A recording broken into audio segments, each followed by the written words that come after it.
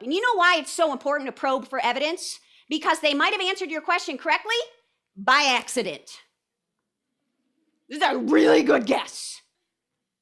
But every assessment I've been seeing lately will say, what is your inference? What is your answer? And how do you know? We have 3 jobs during discussion: probe for evidence, support as needed, and stay neutral. This is my weak link here. I'm terrible at this because here's what I'm thinking: hard text, hard questions. We've never thought like this before, and they're starting to respond, and they're giving me the answer I was looking for. I don't know how you guys respond, but I usually start doing things like this. I'm like, yes, right? And, okay, here's the thing.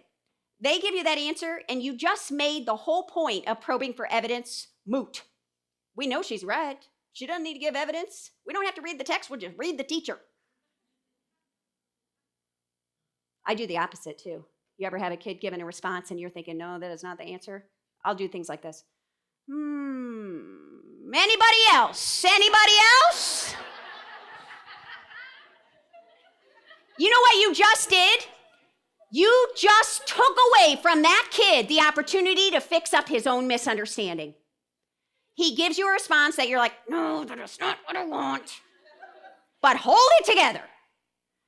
Okay, what in the text led you to believe that she was going to die on the next page? Where are you getting that?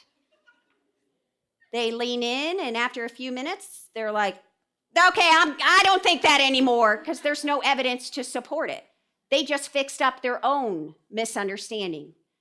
And then occasionally, although you've read that novel 19 years in a row, you ask the question you've asked for 19 years, and a kid gives a response, and you're thinking, no, but you hold it together. And you say, what in the text led you to believe that? And they give you evidence, and you're thinking, shut up.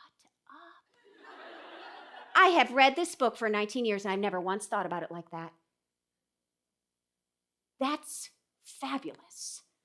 Remain neutral.